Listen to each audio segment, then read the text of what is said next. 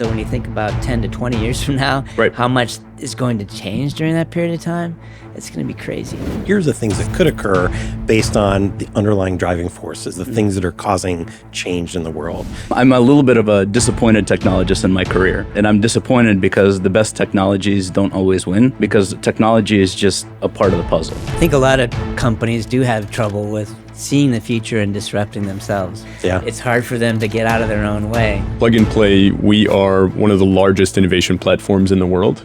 We have over 50,000 startups in our ecosystem. We're talking about rebuilding an infrastructure that's 120 years old in like 20 years. The world's not going to wait for you to do it. Some of the largest names in the world really work with us to understand and really find new innovations and technologies. I'm looking forward to the future myself, but it's going to be quite the ride.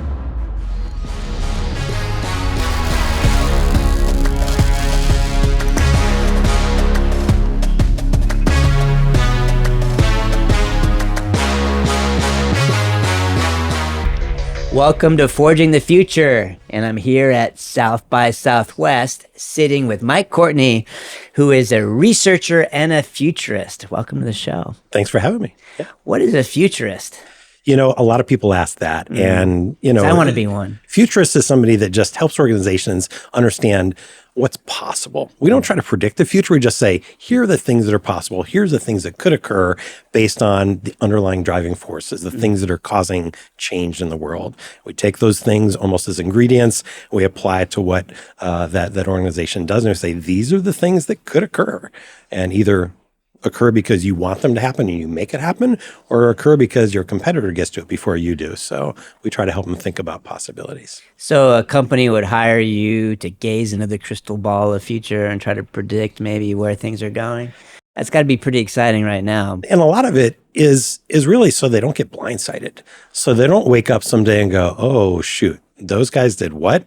And that's impacting us. And what do you mean we could have done that? Who didn't tell me about that? The most important thing is the world's not going to wait for you to do it. If the other guy gets the same idea in some way, some fashion, comes out first, he's not going to sit there and go, wait, no, Chris was going to do that. Let's wait. You know, he called first dibs. No, they're going to do it anyway. So I think a lot of companies do have trouble with seeing the future and disrupting themselves, right? Even though when the writing is on the wall. Yeah. And people like to point out to companies like Kodak, for example, but Kodak actually did see the future, right? They were one of the first ones with a digital camera. They did see where things were going and somehow still failed to actually put their finger on it, right? Yeah. If they'd only taken that digital technology and put it in the phone. So that's actually one of the projects I worked on years ago. I worked for a little company called Nokia. Okay. And one of the I've projects, heard of them. Yeah, one of the projects I was on was a code name Imago, which was a Finnish term for image. And we did research into whether or not people wanted a camera in their phone. And the initial research actually said, stupid idea, dumb. Really? People are like, my phone lasts 15 minutes and it's the size of a brick. Well, You're going to it's too take early. a camera and melt it into there? Stupid idea. So they didn't understand. Here's the main part of our business. This is where we're making all of our money. We don't want to cut our own legs out from underneath this. Somebody's going to cut your legs out anyway. If that's going to happen, I'd rather do it gently myself and say, okay, let's transition and let's see what we can do to keep one alive while we grow the other one. But if you wait for the competitor to do it, they're a little harsher at that. So what are the things that you're seeing now as you gaze into that crystal ball? What is in the future that you could share maybe more generally? You know, AI, of course, is a big topic here at South by and in the news lately. And we do think that AI is going to have huge impacts, both for good and things that we've got to address and countermeasure and understand how to mitigate, you know, the negative impacts of. So, you know, when we talk about the future, first we have to establish how far out, you know, because some people I teach and sometimes the students will say, well, you know, like what's in the future? I'm like, when? They're like, well, like tomorrow. I'm like, really? Tomorrow? That's what you're interested in? But, you know, when we think out 5 to 10 years, you know, so much is changing. So much is changing. Is it mostly product companies that you're trying to work with, technology companies that are trying to see the future, or is it more broad? A little bit broader. I mean, everything from med tech, ag tech, fintech to transportation-related, you know, organizations, you know, airports, car companies, and again, just trying to understand what's possible, what might people want to do with those products and services that in the past wasn't really a core thing. And whether it's, hey, I want to use my car in a way that we've never used a car before. Maybe it's going to power my house in an outage. So people, I think, drastically overestimate what they can do in a year, and drastically underestimate what they can do in 5 or 10, right? Yeah. And this is the challenge of linear thinking. Yeah. Right? And that AI is really on an exponential path. Yeah. Right. So what's going to happen in 10 years is really 100 years of progress, right? Or the previous 100. Yeah. Right. And I think that applies more broadly in a lot of technology. And all of a sudden it was like, boom, 6 months, it's done. So now they're like, now what do we do in 5 years? What's in 10 years?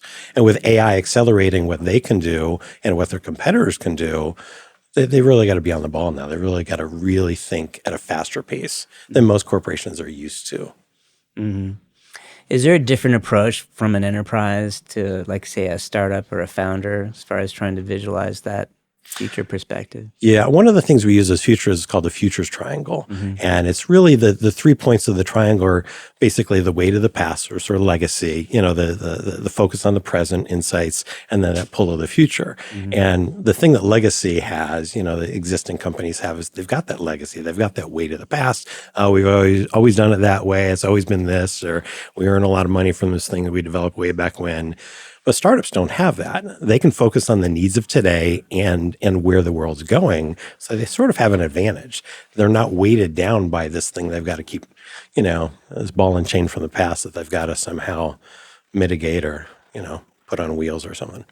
Is there something else you're seeing here at South by besides AI? I mean, that's an easy one. I experienced a product a couple months ago that was really interesting. And it was not only a technical product, but it had almost like an insurance aspect, which surprised me. And it was actually really impressed me.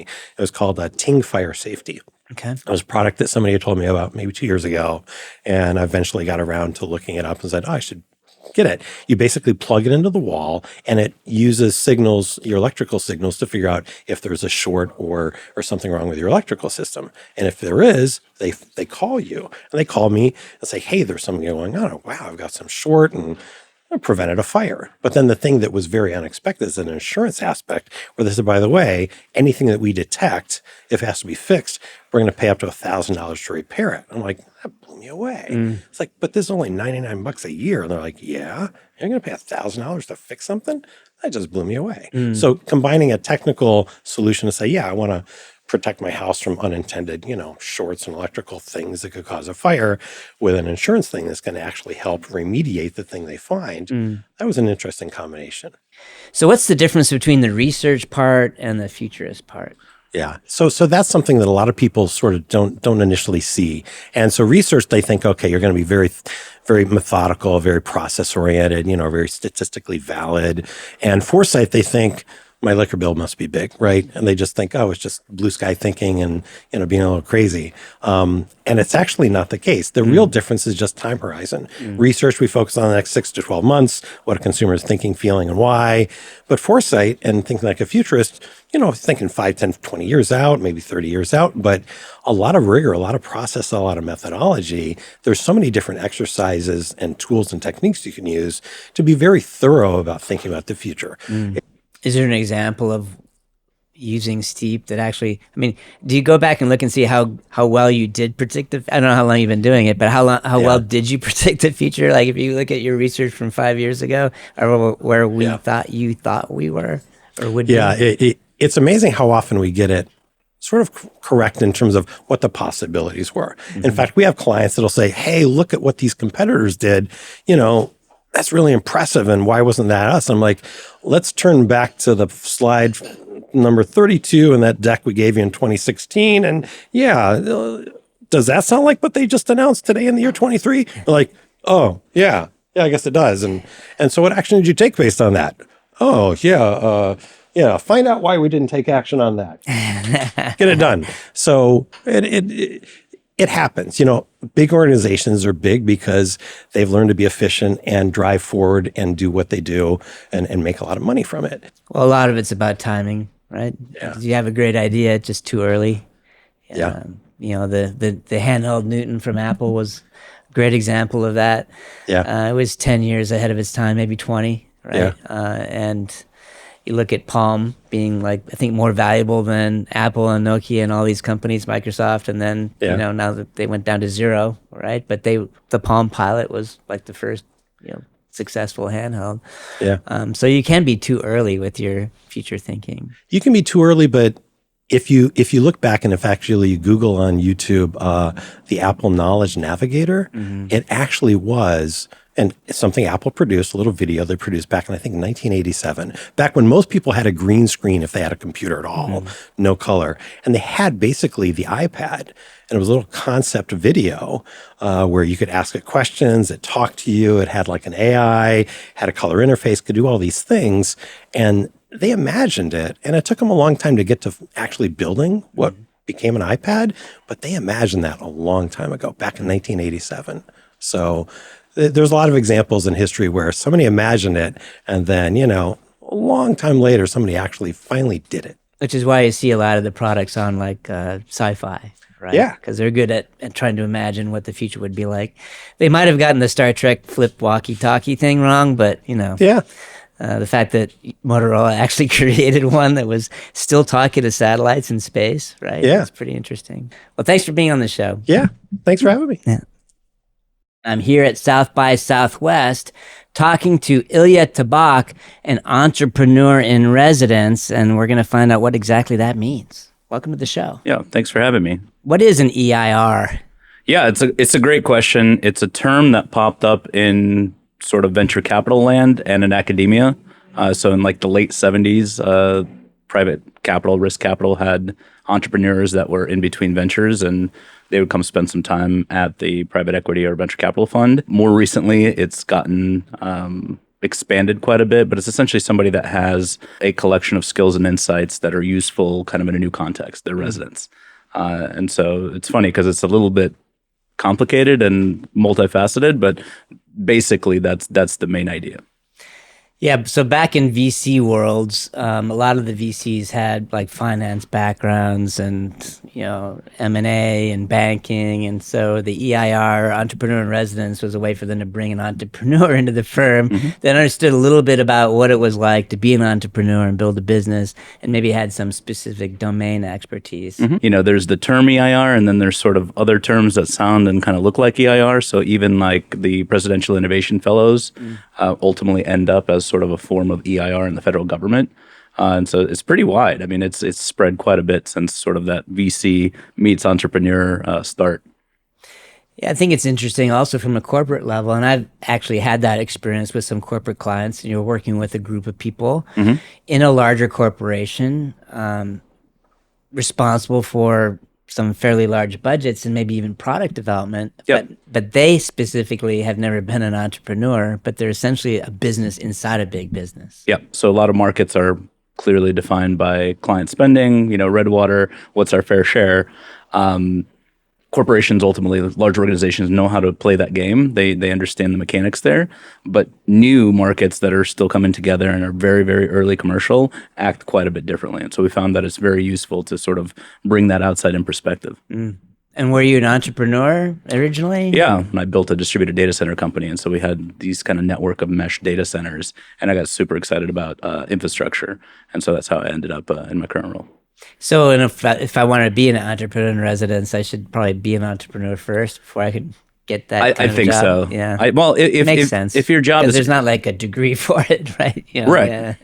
Right. Well, it's just like if you come to a situation and you say, hey, kind of best in class or how these things work in the world, if you haven't been embedded in that setting and sort of seen what works, what doesn't, what breaks, because a lot of these things sound really good on paper, but it's the muscle memory. When entrepreneurs say, this is the hardest thing I had to do, or it was a really tough time, it comes with a bunch of scar tissue. Yeah, if you haven't ridden the entrepreneurial roller coaster, right? How can you actually communicate what it's like to be an entrepreneur or kind of coach on an entrepreneurial mindset? Is that part of what you're doing at some of these corporations, is kind of trying to get them in that entrepreneurial mindset, or just like how do they work with other entrepreneurs? Yeah, or both? a little bit of both. I find that in order to be an effective entrepreneur in residence, you need kind of three things. The first one is sort of what's your background? What do you bring to the table? It really helps to partner with an organization that already knows how innovation helps them strategically, mobilize budget, gotten sort of leadership buy-in,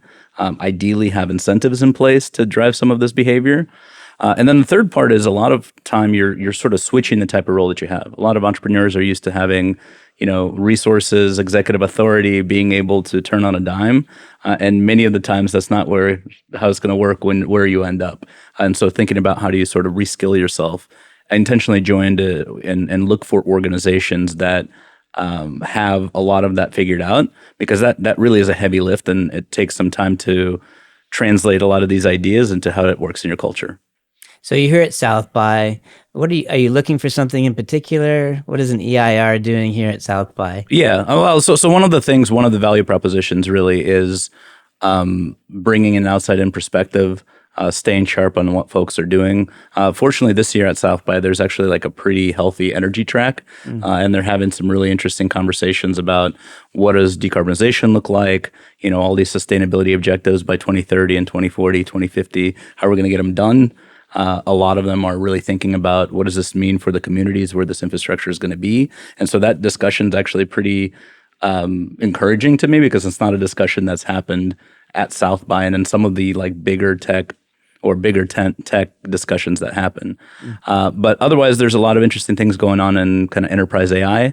Ultimately, an engineering, procurement, construction firm is a lot of people doing a lot of things to design, build, deliver, do it safely, and a number of other functions. And so it's really interesting to see kind of what's out there, and especially sort of this intersection of spatial generative AI is actually really applicable to a lot of these functions. And so kind of keeping an eye out and bringing a lot of that back into kind of the organization. Is the AI hype justified, you think? In some ways, I think it's all, look, AI is a tool. Everybody, technologists are always, I'm a little bit of a disappointed technologist in my career, right? And I'm disappointed because the best technologies don't always win. And often they don't win because technology is just a part of the puzzle, right? It's people, systems, and technology. And so I think there's a lot of things where if you can sort of capture and bring the right expertise and the right perspective and organize it and understand how to pair it with the person and the workflow, it's actually super transformative. And in some cases, it may be just delaying the time that you need to talk to a deeply sort of trained and experienced expert. But I think there's a lot of use cases where it's exciting. I don't think it's going to be sentient and walking around the construction site anytime soon. But a lot of it is useful now, right? Which I think is exciting. Yeah. Yeah. Well, and everybody says, AI, and they mean generative AI, they mean ChatGPT. But when you look at computer vision, when you look at machine learning, when you look at sort of the broader category of AI, as long as you understand how you integrate it, what the workflow is, and then ultimately, like, how do you even realize the business value of that, right? Because sometimes it doesn't make sense to provide services once you develop some of these capabilities. But that's, I think, where the magic and a lot of the perspective is here. What do you see as far as the pace of change today? Yeah, it's kind of crazy because technology as a discipline is all about change, right? It's all about kind of skate to the puck, do it fast, break things. In infrastructure, in kind of the traditional economy, you sort of want to pump the brakes on some of that, right? And when you look at like the power grid, for example, from the targets and the goals that society is setting, we're talking about rebuilding, an infrastructure that's 100, maybe 120 years old in like 20 years, right? And so for the professional lifetime of many of the folks in the field, they've been doing a great job of literally keeping the lights on, right? But that's not the only objective anymore. And it's really interesting to think about how do you increase that pace, but then do it safely, right? Because everybody's got to come home, be able to do kind of really, really transformational change, but in a way that the lights stay on, the water gets delivered, and we keep sort of the service level and the expectations that we have. I mean, it's super interesting. I think you're right. I mean, it is exponential, right? So 120 years, and we got to do the same thing in 20 years. And you look at like the distance between the Wright brothers flying the plane and landing on the moon is some crazy number like 80 years, right? And so when you think about 10 to 20 years from now, Right. how much is going to change during that period of time, it's going to be crazy, right? So I'm looking forward to the future myself, but it's going to be quite the ride. Well, thanks for coming on the podcast. I think it's super interesting what you're doing, and the whole EIR role. I think you'll see more and more of that at businesses and corporates moving forward. Thanks for helping forge the future. Yeah, absolutely. Excited to be here. Sitting with Ehab Gabr, the director of Plug and Play's Cedar Park office. Welcome Correct. to the show. Yes. So Excited to be here. Yeah, thanks for coming on. So tell me a little bit about this new office. It's new for Plug and Play, right? Brand new. It's actually our first office here in Texas. We're really excited about the Texas market. It's probably going to be one of our biggest markets worldwide. So we have 60 offices around the world, and this is our first office here in Texas. Just launched last month. So why do you think you've had 60 or 59 other offices? Why do you think this is going to be your largest? Well, Texas is booming. You have $29 billion surplus here in the state, highest number of Fortune 500 companies. And frankly, Plug and Play, we've had our eyes on this market for many years. We've expanded all around the world, and our CEO, Saeed, decided we really need to push our U.S. expansion, and Texas was really one of the biggest frontiers for us. Well, tell me a little bit about what Plug and Play is, and maybe a little bit how you got started. We are one of the largest innovation platforms in the world. We invest in startups. We've invested in 2,500 startups. We have 34 unicorns. We have over 50,000 startups in our ecosystem. What that means is across our 60 offices, we're constantly sorting startups for one of our biggest components of our business, which is our corporate innovation arm. So we have over 550 corporate partners. Some of the largest names in the world really work with us to understand and really find new innovations and technologies. And that's really our core business. And you plan on expanding within Texas in addition to this office? Yeah, so Cedar Park is our first office. This month, we're also launching in McKinney as well as Frisco. So 3 offices just in a matter of months, opening back to back. McKinney is enterprise AI focused, which is a big buzz right now. And Frisco is sports tech focused. Both McKinney and Frisco have partnered together on a fintech vertical. So 3 verticals in Dallas area. And then what about here in Austin? Here in Cedar Park in Austin, we're launching a advanced manufacturing and supply chain vertical. In addition to aerospace and defense, and we'll probably follow that up with a healthcare tech vertical as well. Really what that does is it allows us to really focus with our corporate clients and provide them with the best expertise. And we really study the local markets. So here, advanced manufacturing is just a big hub. You have companies like Tesla, Dell. You have a lot of companies in the semiconductor space. And so advanced manufacturing was a natural fit for us. Essentially in Cedar Park or McKinney or Frisco, we will be your front door. So even though in Cedar Park we're focused on advanced manufacturing, looking at aerospace and defense as well as health tech, we'll still be your front door to the rest of Plug and Play. So all of our offices collaborate, and we collaborate very much with our Silicon Valley headquarters. And there's 23 verticals we run around the world. The way we think about it is we really want to be in the corporate's backyard, right? Especially post-COVID. A lot of executives, minimized, traveling. So we want to bring the innovation to them, right? And because we source from all over the world, the 50,000 startups that we have, loaded into our online playbook system, we can bring startups to really any market. So if I'm a founder and I want to apply to Plug and Play, would I have to find which location I'm applying to, or do I just apply to the corporate office and you guys say you need to go to Seattle or Austin because you're in fintech or advanced automation? So as you know, as a founder, a founder might start in a specific vertical, but their technology might be relevant in 2 or 3 other verticals maybe they're not aware of. So we always encourage the founders to reach out to us, and in each of our offices have, venture scouts. And you don't take equity. Correct. Right? Unless you're investing, right? Of course. Absolutely. But, and that's one thing that's really unique about our acceleration model. All the accelerators we run around the world, we don't take equity. And it's designed that way so that we can attract stage agnostic startups, right? Because at the end of the day, we're also looking to serve our corporate partners, right? And so a lot of the companies we work with, in my eyes, have to be almost enterprise ready. And obviously that is defined differently depending on the technology.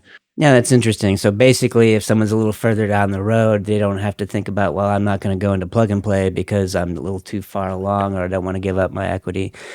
Exactly. And is it all enterprise focused, or what if I'm B2C? Yeah, I mean, we do have some verticals that focus on B2C. Even in those cases, a lot of those large clients that comprise that vertical sort of comprise that value chain. Mm-hmm. So when we look at let's say a B2C or a retail market, what we'll do is we'll work with corporates in that value chain, like a Nike, for example, in addition to a TJ Maxx, and companies in that retail vertical, and really understand what innovations that they're looking for.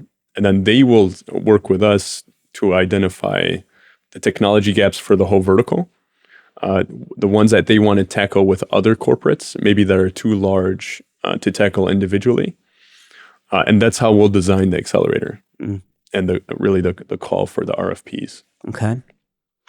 And let's talk a little bit about what you're doing here at South by, besides it being in your backyard. So it's an easy show for you to attend, but is there some particular focus that you have here? Or? Yeah, I mean, this year it's been a really interesting South by Southwest because I think the Army is the title sponsor. So there's a lot of aerospace and defense, folks in town, which has been, phenomenal for, the launch of our vertical being advanced manufacturing, as well as aerospace and defense. And it's just exciting to be a part of it. We want to put out the word for plug and play, and that, we're open for business. We just launched last month. So, certainly meeting with founders is a big high priority for us. In addition to meeting with corporates, I've had some great meetings with Raytheon, Mitsubishi, many other corporates that are just in town for the festivities. Any themes that you're seeing at the show here? Anything stand out? Anything new or exciting? In 2018, when Army's Application Lab came here, Army's Futures Command, AFWorks, and Defense Innovation Unit, when they really set up shop here in Austin, I think we just saw an explosion of those type of entrepreneurs coming into this city that are offering a lot more than just SaaS. There's been a lot of deep tech, a lot of hardware tech, and I think a lot of that's been supported by kind of that industry. And your 60 locations, are they U.S. only, or do you have any international? Oh, it's majority international. So we have offices all around the world. This year, I think we're launching 10 offices that are new across North America, across the United States. 3 of them being here in Texas. Nice. The Texas Triangle, I think, is going to be a force to be reckoned with. Yep. I think one of the areas that we wanted to focus on in Cedar Park was advanced manufacturing. And for us, the reason for that is the city of Cedar Park wanted to really expand that from an economic development perspective. And we partnered with the city of Cedar Park.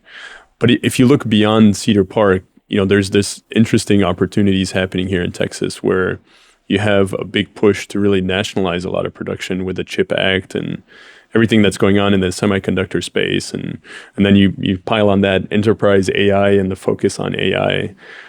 There's a big draw for bringing a lot of technologies and making those technologies here in the country. I've seen a lot of buzz around digital twins and applying those digital twins to kind of create almost Six Sigma in real time and optimize operations.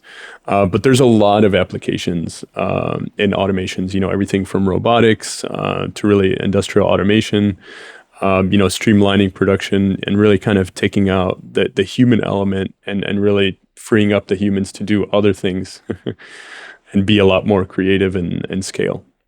Super interesting. Well, I'm excited about the fact that 3 out of 10 of your new locations are going to be here in Texas, and maybe Houston's on the radar at some point in the future. Yes. So, and then, it is just not just about Texas. Like you said, it's global, and this is global production and national production and renationalizing a lot of things that were maybe done outside of the United States. And Texas is one way to make that happen. Well, thanks for being on the show today. Oh, thank you. It's exciting to work with you, Chris, and, Soft Tech is one of the best names in the world, and we're eager and to collaborate, and hopefully we kind of put our hands together and look at the broader Texas strategy.